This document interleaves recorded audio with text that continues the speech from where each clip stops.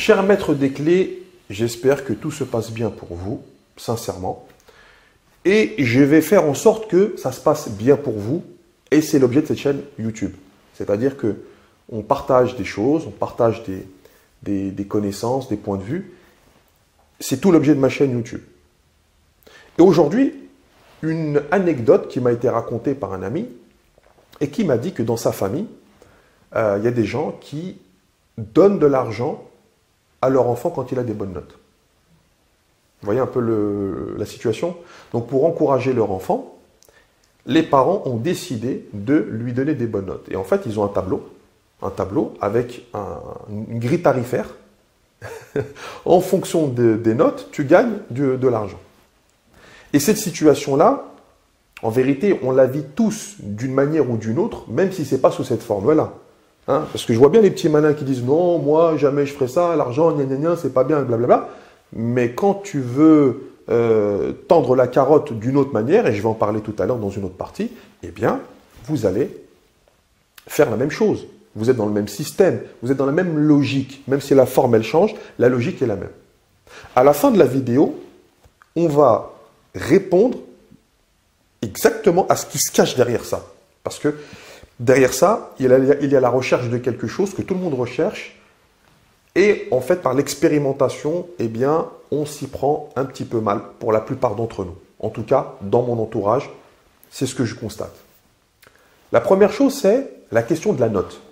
La note, on a déjà fait des vidéos sur le sujet, on a déjà parlé des notes, etc. On revient dessus car c'est super important la note. La note, c'est quoi? C'est une quantité. Hein, la note, c'est une quantité parce que souvent, c'est chiffré. Ou même si ce n'est pas chiffré, il y a une hiérarchie. Il y a A, B, C, D, où bleu c'est bien, rouge c'est pas bien. Après, on a 0, 5, 10 sur 20, 20 sur 20.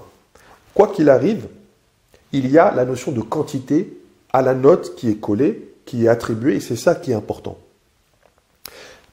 Et dans ce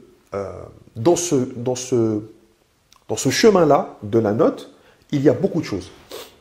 Par exemple, on a déjà parlé de ça, mais le débat dans l'éducation nationale, est-ce qu'il faut noter ou pas les élèves?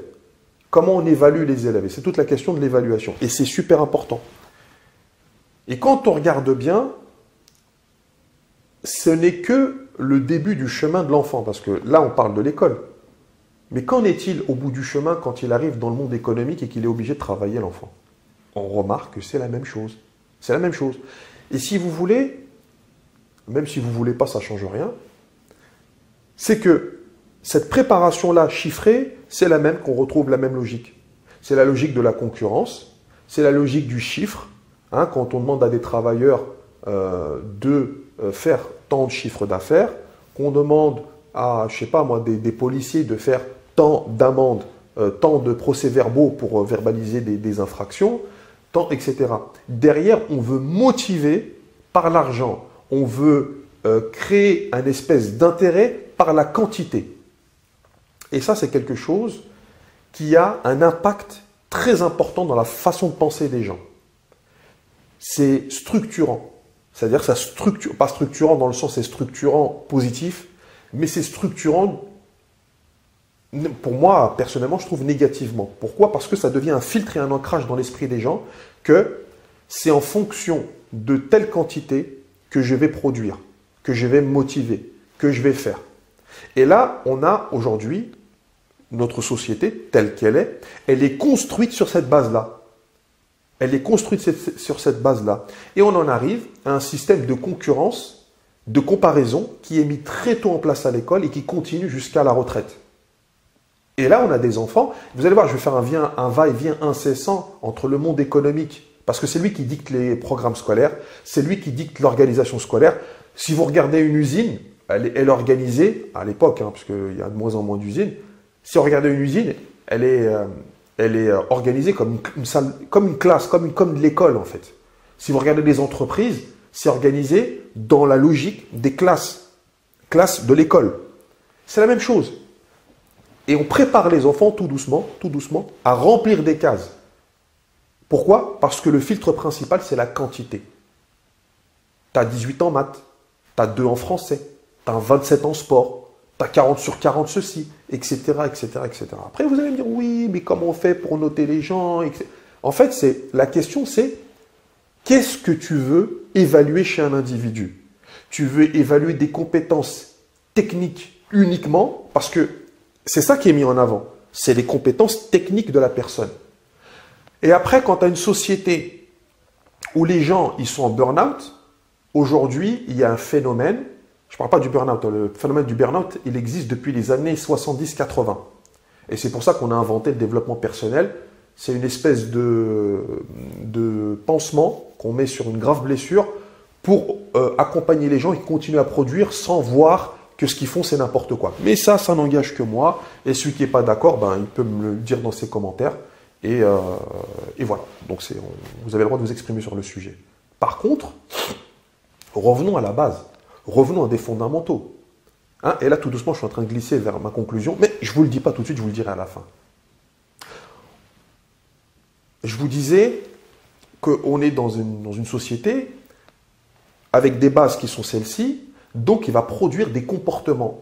Aujourd'hui, et je pense que vous êtes plusieurs à être d'accord avec moi, il y a les gens, ils font les choses par intérêt. Quand on dit par intérêt, pourquoi ils font les choses par intérêt? Parce qu'ils ont été éduqués dans un système où la référence, c'est la note, c'est la quantité, c'est le chiffre. Donc quand tu vois quelqu'un aujourd'hui, dans ta tête, tu dis c'est combien de temps il va me piquer? C'est on va aller au restaurant, qui c'est qui va payer? Se prendre la tête, qui c'est qui va payer? Alors qu'il y a des cultures qui ne sont pas basées sur la quantité. Si tu payes, il le prend très mal. Il le prend très mal. Ou si, moi je connais des régions où j'ai déjà été, quand quelqu'un t'invite, si tu ne viens pas manger chez lui, c'est comme si tu lui avais insulté sa mère et son père. Et tout ça. Et j'ai un ami, il m'a même raconté. Non, j'ai même assisté, c'est même pas mon ami, je m'en rappelle. J'ai deux amis à moi qui se sont engueulés parce que j'étais là et chacun il voulait m'inviter. L'autre il me dit ouais, tu m'as piqué mes invités, ça se fait pas. Mais c'est magnifique d'en arriver là. Imaginez-vous une société où les gens se battent et s'engueulent pour que les gens viennent manger chez eux. Mais c'est magnifique. Sauf que cette société-là, on ne l'aura surtout pas en prenant la note comme une référence. Alors, la note, elle a son utilité à un moment donné. Sauf qu'il faut accompagner. Et là, je réponds un peu aux gens qui disent « Ouais, mais comment on fait pour juger d'un travail ?» Et en fait, on fait comment pour juger d'un travail? On explique aux gens que ce travail-là, on va le noter, que ce n'est pas eux, personnellement, qu'on note, c'est le travail qu'ils ont fourni à un moment donné qu'on attendait d'eux. Mais même ça, personnellement, je ne suis pas d'accord. Je ne suis pas d'accord. Pourquoi? Parce que, imaginez-vous, vous êtes un enfant. Vous êtes un enfant, vous avez... Allez, on va dépasser le cadre de la maternelle, vous êtes en primaire, parce que c'est là qu'il a commencé à avoir les notes, c'est sérieux. Vous avez 6 ans, 7 ans, 8 ans. Vous êtes à l'école. Et on vous enseigne des choses qui ne vous intéressent pas. En fait, ça ne vous intéresse pas. Tu es dans la classe, le prof, il parle. En fait, tu es obligé d'aller dans un endroit. Alors, bien sûr, c'est pour ton bien, parce que tu vas apprendre beaucoup de choses. Mais la disposition psychologique qui est la tienne, qui est ton identité, eh bien, en fait, on en fait fi et on va te noter comme tout le monde. Et si tu n'as pas bien appris, on ne va pas chercher les causes. Alors, dans la majorité des cas, on va chercher les causes. Il y a des psychologues scolaires, les professeurs, ils vont commencer à remonter des informations, etc. Mais ça va durer 1 an. Après, tu vas changer de professeur. Quoi, on va te suivre toute ta vie? On ne va pas te suivre toute ta vie. Au bout d'un moment, on va te laisser. Et ça fait tous les gens, enfin, une grande partie des gens qui ont décroché scolairement. Moi, j'en ai eu beaucoup quand j'étais professeur en lycée professionnel. 90% des élèves que j'avais, ils ne voulaient pas être là. Ils n'ont pas choisi. Ils ont choisi par défaut. Il n'y a personne qui m'a dit, moi j'ai travaillé 9 ans comme professeur dans l'éducation nationale en tant que PLP, professeur de lycée professionnel en lettres-histoire. Je vous jure qu'il n'y a aucun élève qui m'a dit, moi j'ai toujours voulu rêver de faire de l'électrotechnique. Jamais. C'était par défaut. Pourquoi? Parce que c'est le monde économique du chiffre et de l'argent et du chiffre d'affaires qui a décidé qu'il fallait avoir tant de personnes. Et on ne leur demande pas leur avis, on leur impose en fait. Et ça donne une société, comme on disait tout à l'heure, de personnes qui vont burn-out. À 40 ans, le phénomène actuel, je n'avais pas fini avec ça. Le phénomène actuel, c'est quoi? C'est tous les gens en reconversion professionnelle. Pourquoi?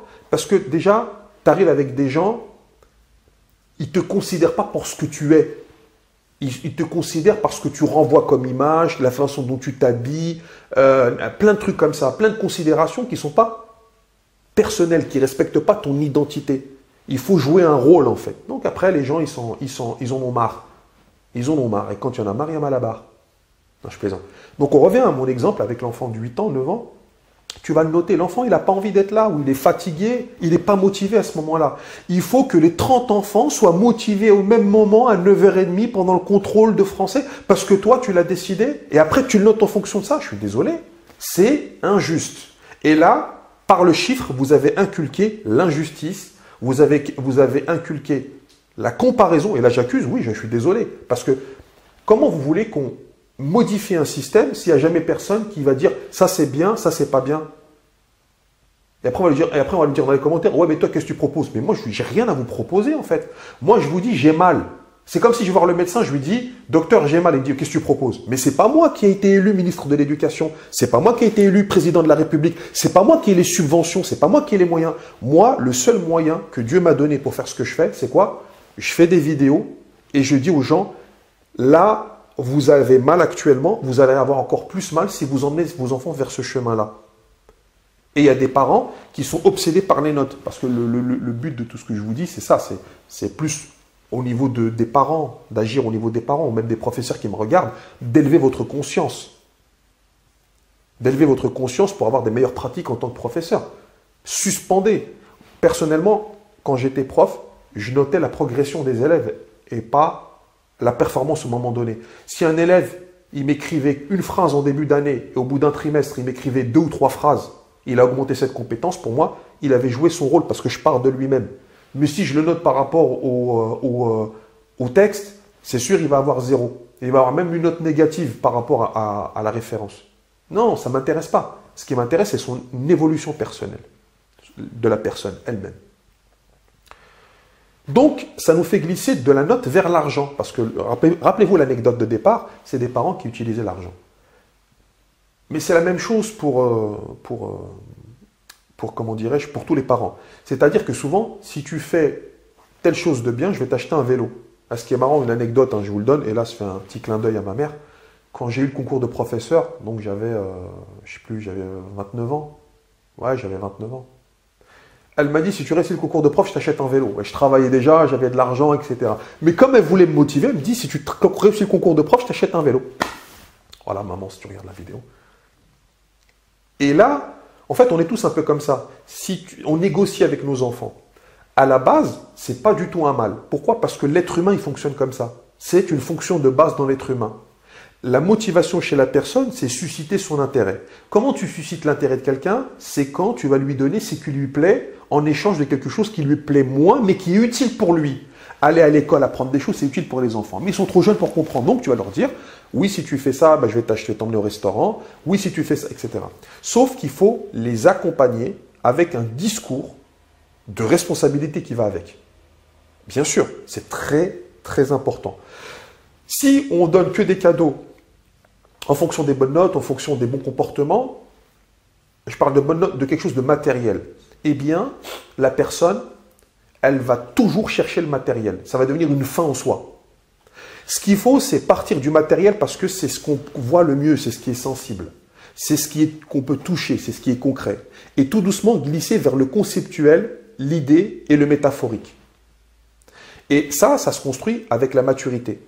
Et quand l'enfant il arrive vers un âge de l'adolescence et de l'adulte, on va glisser en lui disant « Si tu fais telle bonne action, tu auras mon estime, tu auras mon respect, je te ferai plus confiance. » Et vous voyez comment on glisse du matériel vers le conceptuel, l'idée et les valeurs. Et quand je parle des valeurs, c'est les principes, l'honnêteté, etc., etc. Et c'est pareil, c'est-à-dire que quand l'enfant il fait quelque chose de bien, pour développer l'honnêteté, eh bien, vous allez le récompenser matériellement pour lui inculquer l'honnêteté. Par exemple, vous faites des situations où vous allez tester votre enfant. Vous pouvez laisser, par exemple, 5 € par terre ou 10 € par terre et voir comment il va se comporter. Et si, par exemple, il dit « Ouais, papa ou maman, j'ai trouvé les 5 €,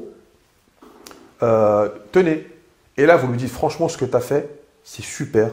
Ça me fait vraiment plaisir. Je savais que tu étais quelqu'un de confiance et là, tu viens de me le prouver. Et bah tiens, les 5 euros, c'était pour toi.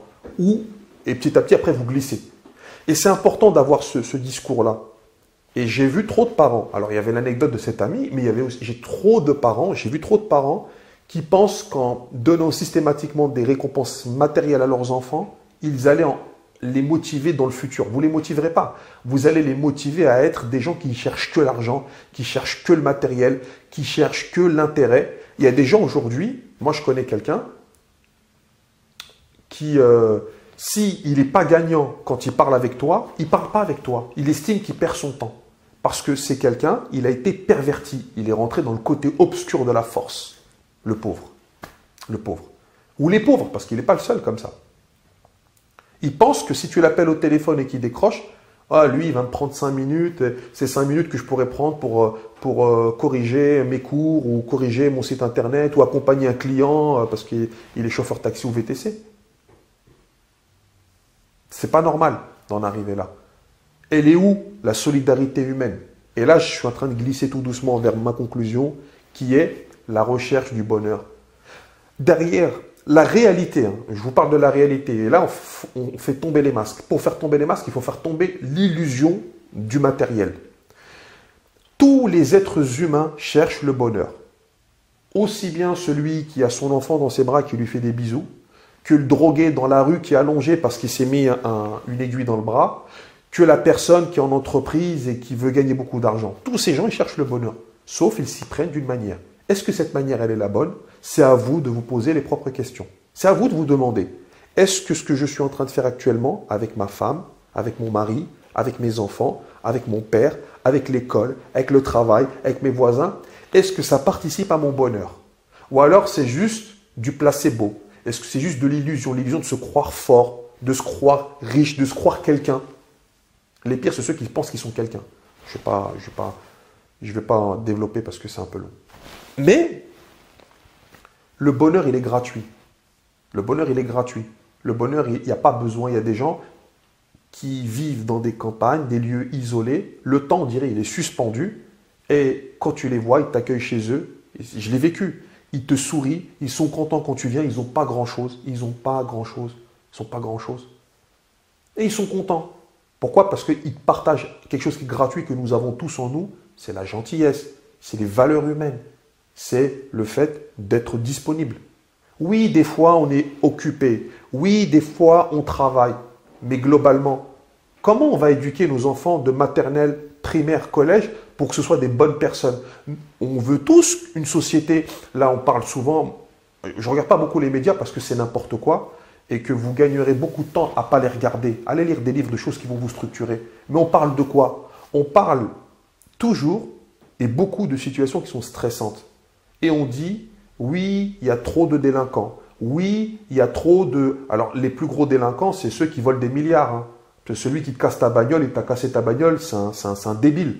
Mais celui qui a pris sur tes impôts et qui le met sur son compte en Suisse, c'est lui le gros voleur. Le gros voleur, la racaille et le gros délinquant. Sauf que lui, il a organisé la société pour que tu ne puisses pas l'atteindre. Il est malin. Il est malin. Malin avec un grand M. Et là, on veut, nous, une société avec des gens qui sont plus cool. On veut des voisins qui sont sympas. On veut une société qui est plus positive. Et on nous sert quoi jour et nuit? Oui, dans les banlieues, ça se passe comme ça. Oui, il y a un mec, c'est un serial killer.